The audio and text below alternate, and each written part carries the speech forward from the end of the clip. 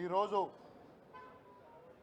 ఒక తప్పుడు కేసును కేటీఆర్ గారి మీద బనాయించి చట్టాన్ని గౌరవించి వారు ఏసీబీ విచారణకు వెళ్తే ఆ సందర్భంగా కాంగ్రెస్ పార్టీ నాయకులు శునకానందం పొందుకుంటూ పైశాచిక ఆనందంతో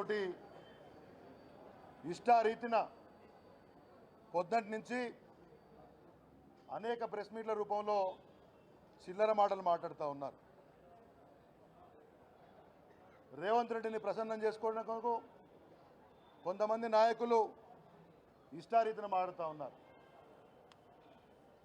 ఇక్కడ ఒక భువనగిరి ఎంపీ కిరణ్ కుమార్ రెడ్డి గారు అన్నాడు, చామల కిరణ్ రెడ్డి అని చెప్పేసి. ఆయన ప్రెస్ మీట్ పెట్టి అడ్డగోలుగా కేటీఆర్ గారి పైన బీఆర్ఎస్ నాయకత్వం పైన చిల్లర మల్లర మాటలు మాడుతూ ఉన్నాడు.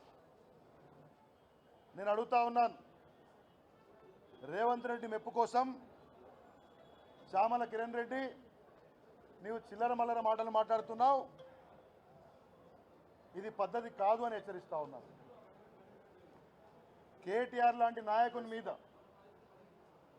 10 ఏళ్ళు తెలంగాణ అభివృద్ధి కోసము మంత్రిగా పనిచేసి ప్రపంచ స్థాయిలో తెలంగాణకు పేరు తెచ్చి అనేక రకమైనటువంటి అభివృద్ధి కార్యక్రమాలు నిర్వహించినటువంటి సత్తా ఉన్నటువంటి ప్రపంచ స్థాయిలో పేరు పొందినటువంటి ఒక కేటీఆర్ లాంటి నాయకుని మీద నీలాంటి జోకర్లకు మాట్లాడే అర్హత లేదనే విషయాన్ని కూడా ఈ చామల కిరణ్ కుమార్ అనేటువంటి ఎంపీకి నేను చెప్తా ఉన్నాను.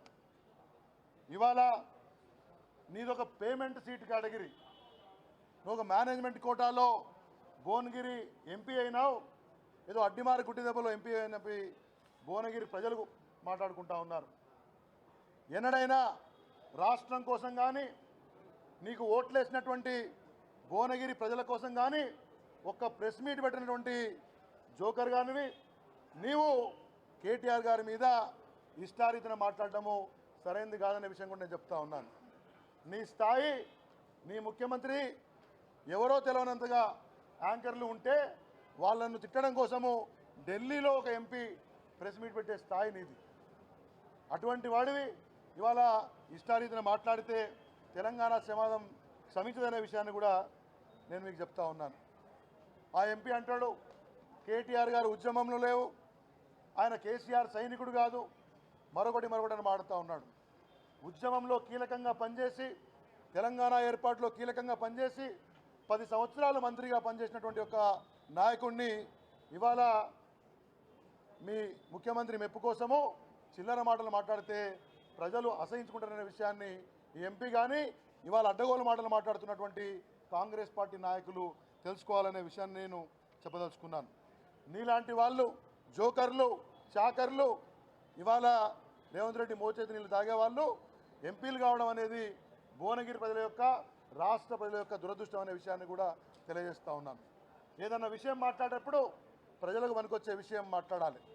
ఇవాళ ఒక తప్పుడు కేసు పెట్టి అడ్డగోలు మాటలు మాట్లాడుతూ ఉన్నారు.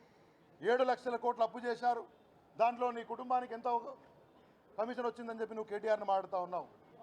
నీ రేవంత్ రెడ్డి ముఖ్యమంత్రి అయిన తర్వాత సంవత్సర కాలంలో 1,30,000 కోట్ల రూపాయలు అప్పు తీసుకొచ్చారు. దాంట్లో రేవంత్ రెడ్డికి ఎంత కమిషన్ ముట్టింది, కోమటిరెడ్డి వెంకరెడ్డికి ఎంత కమిషన్ ముట్టింది, ఉత్తమ్ కుమార్ రెడ్డికి ఎంత కమిషన్ ముట్టింది, లేకపోతే పొన్నం ప్రభాకర్కి ఎంత కమిషన్ ముట్టింది చెప్పాలి.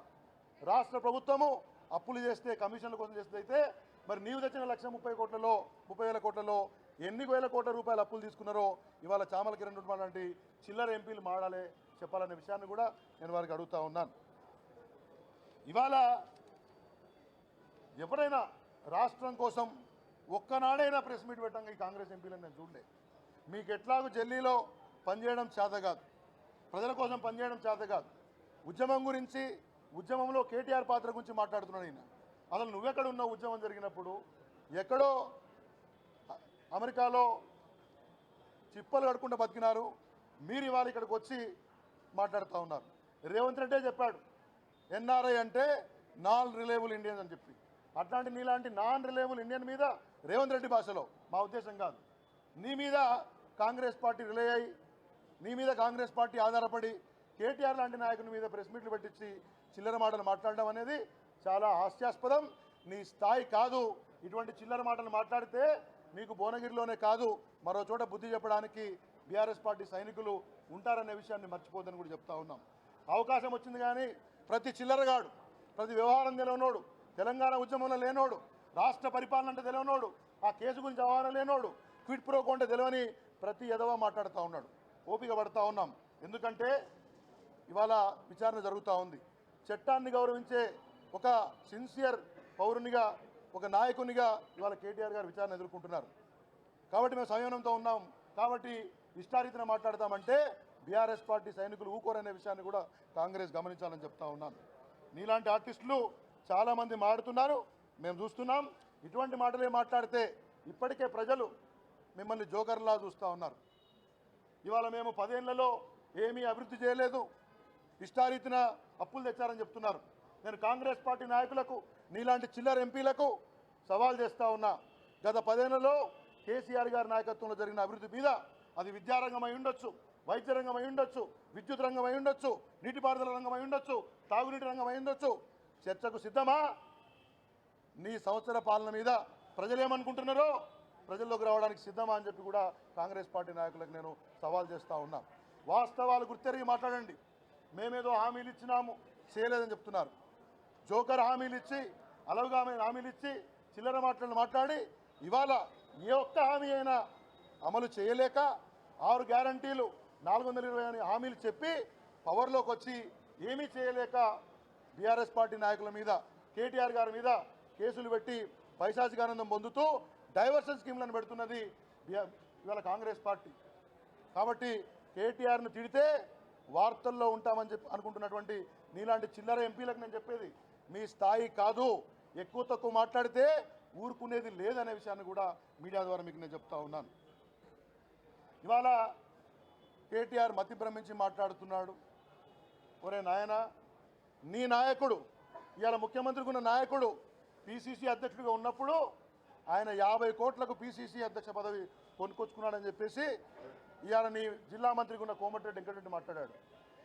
మళ్ళీ మీరే ఇయ్యారా ఇంద్రుడు చంద్రుడు అని చెప్పేసి ఆయన ముఖం మీద బొట్టు కింద పడితే కూడా తుడుస్తూ ఉన్నారు. ఎవరికి మతి భ్రమించింది? ఆనాడు రేటుకు పిసిసి అధ్యక్ష పదవి కొనుక్కున్నోడు ఇవాళ ముఖ్యమంత్రి కాగానే తాబేదారు పనిచేసే మీకు మతి భ్రమించిందా? వాస్తవాలు ప్రతిరోజు ప్రజల ముందు పెడుతున్నటువంటి రాష్ట్రం కోసం పనిచేసినటువంటి మాకు మతి భ్రమించిందనే విషయాన్ని ఈ నాయకులు తెలుసుకోవాలి. కాబట్టి నేను చెప్పొచ్చేది ఒకటే, ఇష్ట రీతిన మాట్లాడితే ప్రజలు ఊరుకోరు, బీఆర్ఎస్ సైనికులు ఊరుకోరు. కమిషన్లు ముట్టినాయని మాడుతూ ఉన్నాడు. తెలంగాణ ప్రభుత్వం 15 సంవత్సరంలో ఏ కాంట్రాక్టర్లు అయితే పనిచేసినారో వాళ్ళను దినాం తిట్టి వాళ్ళ దగ్గర కమిషన్లు తీసుకున్నారని చెప్పేసి నిందల పాలు చేసి ఇవాళ అదే కాంట్రాక్టర్లకు కొడంగల్లో కాంట్రాక్టులు కట్టబెట్టినారు. ఇవాళ అదే కాంట్రాక్టర్లకు 1000 కోట్ల కాంట్రాక్టర్లు మిషన్ భగీరథలో కట్టబెడతా ఉన్నారు. మరి మీరెంత కమిషన్లు తింటా ఉన్నారు? ఇవాళ ముఖ్యమంత్రి నియోజకవర్గంలో కాంట్రాక్టులు చేసేది ఎవరు? ఆ 1000 కోట్ల కాంట్రాక్టుల్లో మరి మీకెన్ని కమిషన్లు వచ్చినాయి?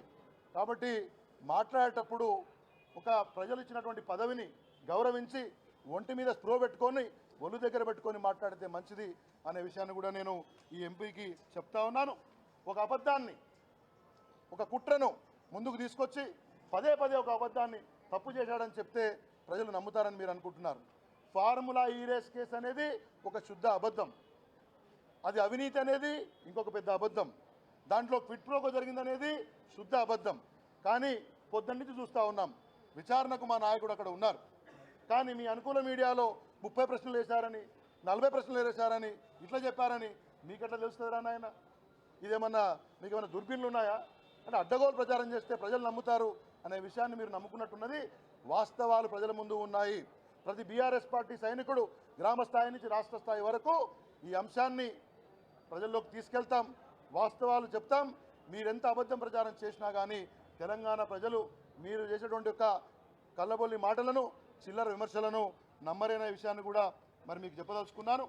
ఫైనల్గా ఇవాళ ఒకటే మాటలు పొద్దున్నీ చూస్తూ ఉన్నాం, ఏందేందో మాటలు మాట్లాడుతూ ఉన్నారు, వ్యక్తిగతమైనటువంటి మాటలు మాట్లాడుతూ ఉన్నారు.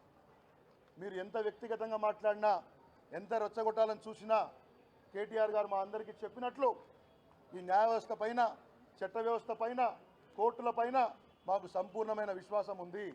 మీరు చిల్లర మాటలు మాట్లాడితే రెచ్చిపోవాల్సిన అవసరం లేదనే విషయం కూడా మాకు తెలుసు. మీకు ఖచ్చితంగా వాస్తవాలు ప్రజల ముందు ఉంచి ప్రజాక్షేత్రంలో మీకు బుద్ధి చెప్తాం. ఈ యొక్క కేసును కూడా పద్ధతిగా ఎదుర్కొంటాం. ఫార్ములా ఈ రేస్ కేసులో మీరెన్ని దుష్టపన్నాగాలు పన్నినా కేటీఆర్ గారు ఇవాళ ఈ విల్ కమ్అవుట్ క్లీన్, నిర్దోషిగా బయటకు వస్తారు. వారి యొక్క నిజాయితీని నిరూపించుకుంటారనే విషయాన్ని కూడా మీ ద్వారా తెలియజేస్తూ, ఇటువంటి చిల్లర మల్లర మాటలు మాట్లాడితే చామల కిరణ్ కుమార్ లాంటి ఎంపీలు కానీ ఎమ్మెల్యేలు కానీ ఇంకా కొంతమంది ఉన్నారు, అడ్డగోలు వ్యక్తిగతంగా మాటలు మాట్లాడుతూ ఉన్నారు. అటువంటి వాళ్ళకి నేను చెప్తా ఉన్నాను, ఎందుకంటే మేము కూడా సంస్కారం తప్పి అడ్డగోలుగా మాట్లాడవచ్చు, పరుషపదాలతో మాట్లాడవచ్చు, బూతులు మాట్లాడవచ్చు, కానీ మీ సంస్కృతి మాది కాదనే విషయాన్ని కూడా మీ ద్వారా తెలియజేస్తూ, ఇటువంటి మాటలు కొనసాగితే ఖచ్చితంగా మీకు ప్రజాకోర్టులో పరాభవం తప్పదనే విషయాన్ని కూడా తెలియజేస్తూ ముగిస్తున్నాను. జై తెలంగాణ, జై కేసీఆర్.